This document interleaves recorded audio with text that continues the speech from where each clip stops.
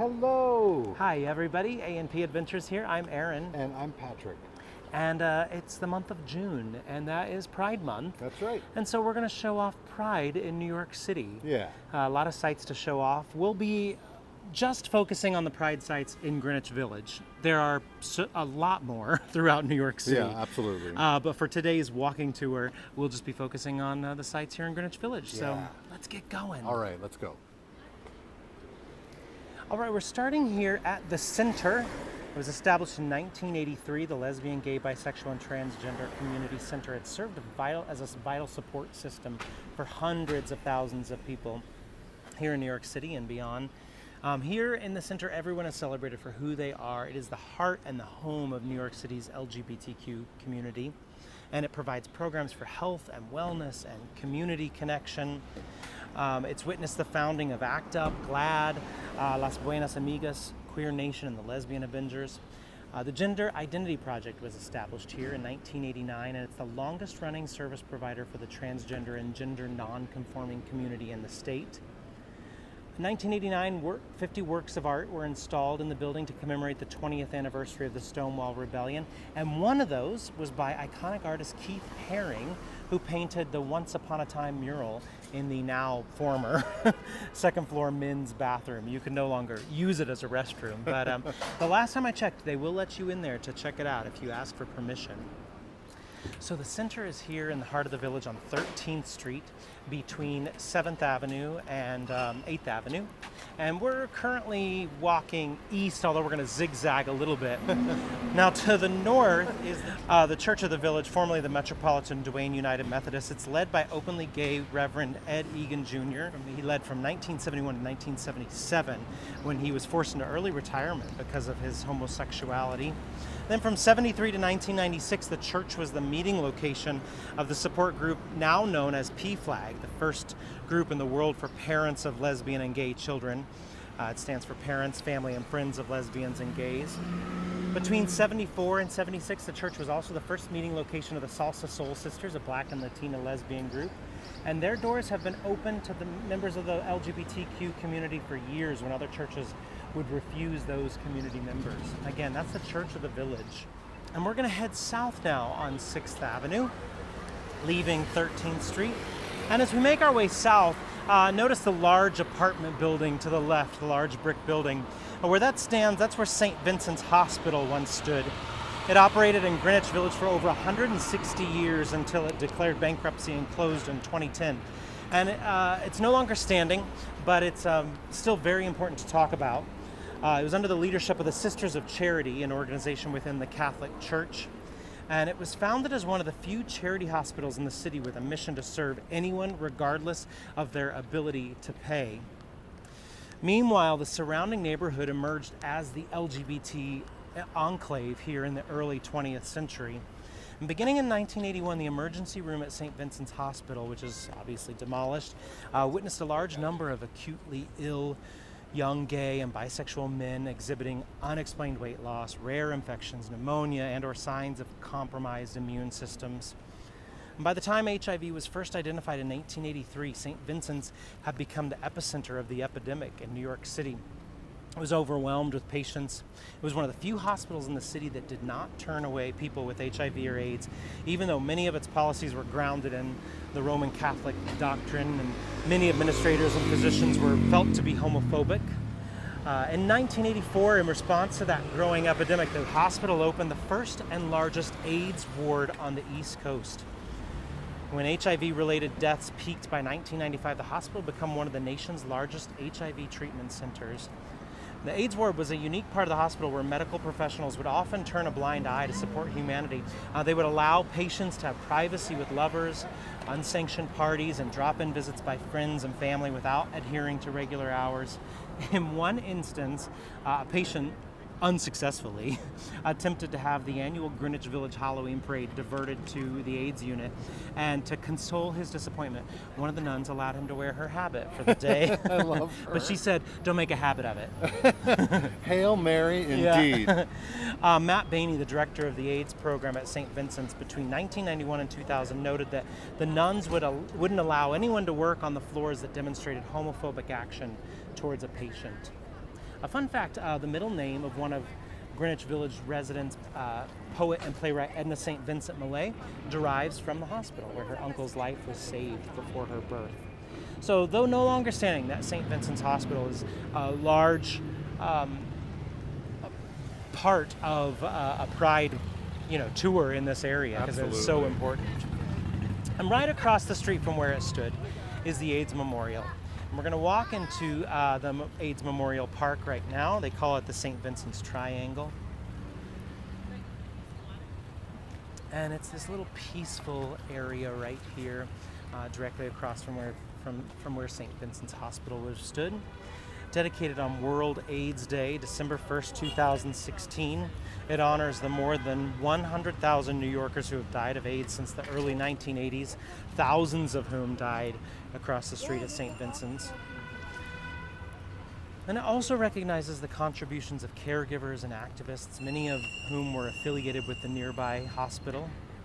The memorial's location was selected due to its association with and proximity to that former hospital, the LGBT community center, as well as the LGBT neighborhood of Greenwich Village and the neighborhood of Chelsea, which were heavily impacted by the epidemic. Now, this piece right here is designed by Studio AI, and it's composed of various components. The most visible is this 18-foot steel canopy made from 3 interconnected triangles. And as we make our way inside, the sunlight is shining so beautifully. We'll have an installation designed by artist Jenny Holzer. She was living and working in the city in the early 80s when the epidemic began. And the design includes a low circular fountain surrounded by granite paving with the engraved passages from Song of Myself by poet Walt Whitman. And it's a celebration of hope and unity and human dignity. And the reason Jenny Holzer selected Song of Myself, she said it has love and lovely words overflowing, and it represents ardent, unashamed people abounding, people of all sorts, and that is how and what the memorial must be. The architect said this memorial should serve in future epidemics both as a reminder of the dangers created when we allow fear to rule and of the positive outcomes that result when we unite to fight discrimination and seek solutions to our common ills.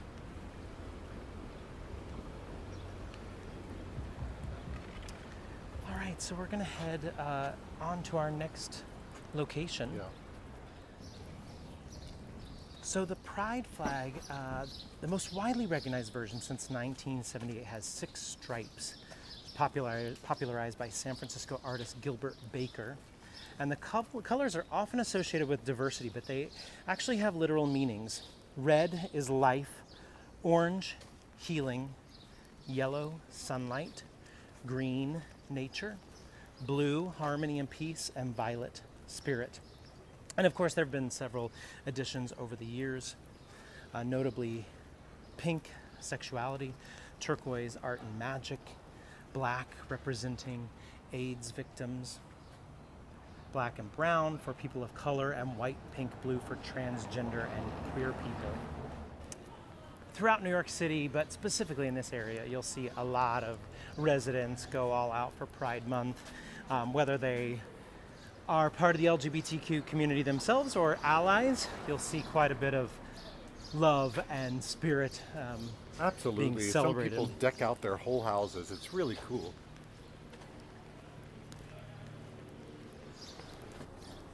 Okay, so we've zigzagged our way along 12th Street to 4th Street, and now we've walked along 4th to 11th, and we're going to make our way along 11th a little bit to show you one of the buildings here. It's going to be 247 West 11th.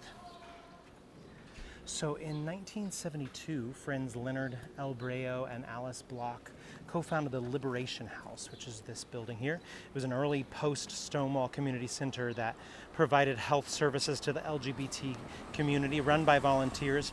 It hosted coming out groups, men's and women's groups, as well as health services. It also hosted the gay switchboard, so it was an anonymous call line with switchboard operators who would help gay people find gay, or what they called straight but sympathetic, or allies, businesses doctors, lawyers, therapists.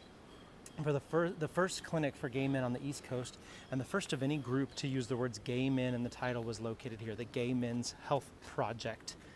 It still operates about 7 blocks north of here under the name Colin Lord after several mergers. Okay, so we just veered off of our path for just a little bit to come over here to Waverly and 10th to show off the Julius Bar, or Julius's Bar. This is considered the oldest continuously operating gay bar in New York City. It actually opened in 1867, not as a gay bar at the time. It didn't really start attracting gay patrons until the 50s, but one of the most notable events that led to LGBTQ rights was the sip-in that happened here. That happened April of 1966, and it established the right of gay people to be served in licensed premises here in New York City. So definitely worth checking out the Julius's Bar here at Waverly and 10th. All right, so we continued along 4th Street, and this building right here is Stewart's Cafeteria. We're basically at 4th and 7th at this point in time, 7th Avenue. This is Stewart's Cafeteria. It was a popular cafeteria chain opened in the first floor of this Art Deco building in 1933.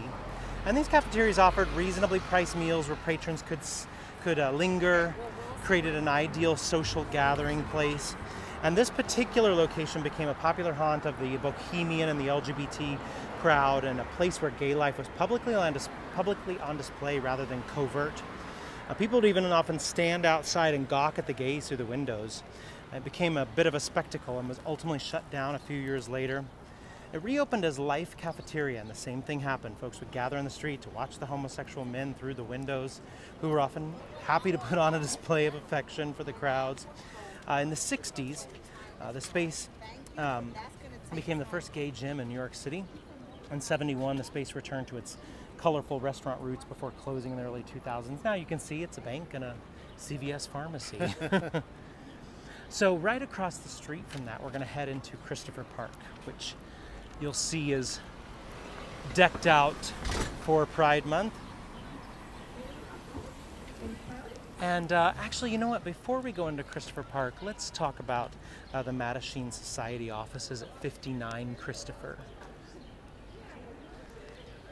So originally founded in Los Angeles in 1950, New York chapter in 1955, the Mattachine Society was New York's first gay and lesbian rights group.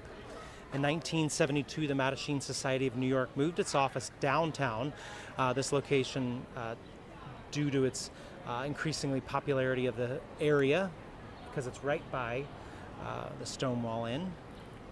The second floor of this building was Mattachine's last office from May 1972 until the chapter was dissolved in 1976. Okay, so we're going to make our way into Christopher Park. It's located directly across from the street from the Stonewall Inn. Very popular hangout in the village for all types of folks. Even before the 1969 Stonewall Uprising, Christopher Park was a favored hangout for a diverse group of often homeless gay street youth and those who might identify today as transgender. 1979, the 10th anniversary of the Stonewall Uprising, New York City announced that a commemorative statue by sculptor George Siegel would be placed in Christopher Park, though the sculpture was not ultimately installed until 1992. The memorial was commissioned by arts patron Peter Putnam, who stipulated that the figures had to be loving and caring and show the affection that is the hallmark of gay people, and had to have equal representation of men and women. A second cast, by the way, was installed on the campus of Stanford University in California in 1984. June 2016, President Barack Obama designated this area as the Stonewall National Monument, the boundaries of which encompass Christopher Park. And Stonewall became the first LGBT site in the country to be listed on the National Register of Historic Places in 1999 and named a National Historic Landmark in 2000. It received additional recognition by City Landmark designation in 2015 as a State Historic Site in 2016.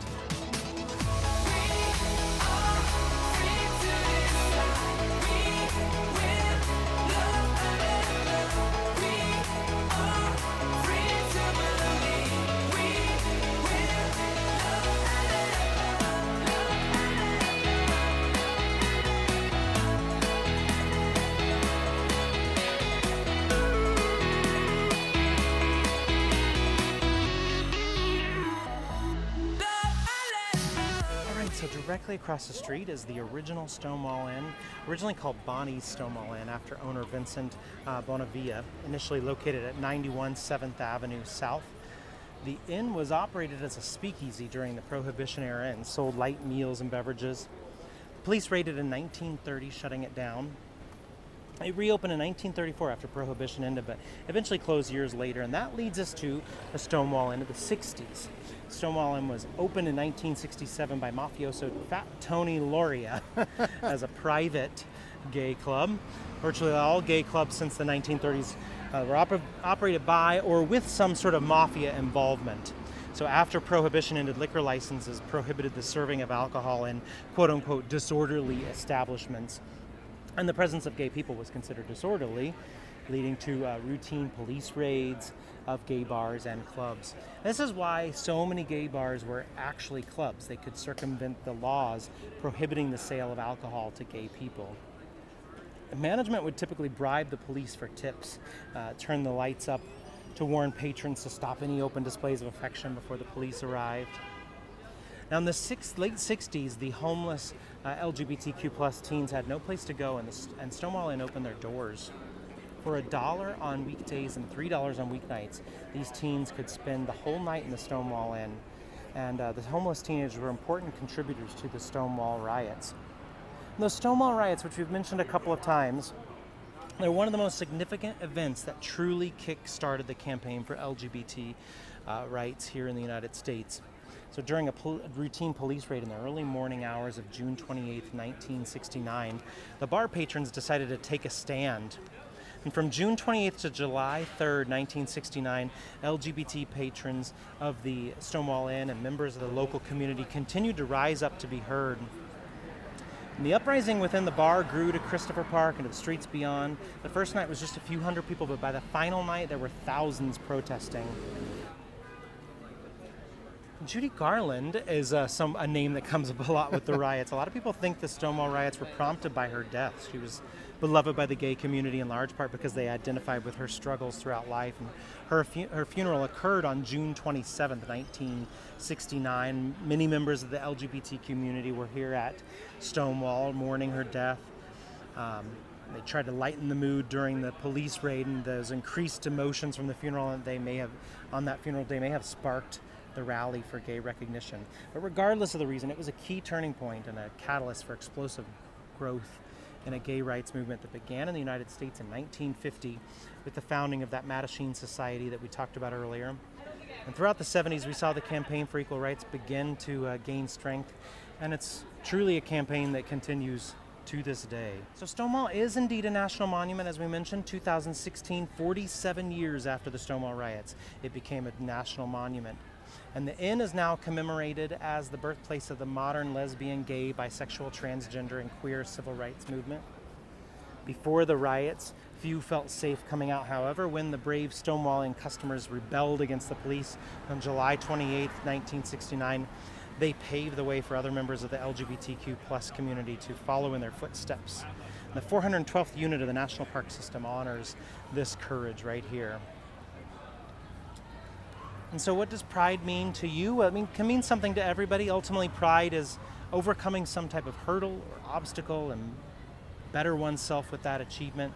And yes, Pride Month celebrates the achievement it takes to not live in the darkness anymore as an LGBTQ plus person, but it also can be celebrated by our friends and families and allies who understand the struggle, who have struggles of their own, and still proudly support each other through those struggles. All right, there you go, everyone. Happy Pride. Thanks for joining us. This tour has some poignant parts to it, but it's still very important to acknowledge those and to honor the sites throughout the village that have brought forth so many LGBTQ plus rights here in our country. Thanks for joining us along on this prideful tour. Pride not only for the LGBTQIA community, but for all of us. Yeah, absolutely. So thanks for joining us. Again, I'm Aaron. And I'm Patrick, and we are A&P Adventures. And hey, if you like this video, check out our other videos on our page. Give us a like, or if you don't already, subscribe to us, and write a comment on what you liked about this video. Thanks so much, everyone. See you on the next one.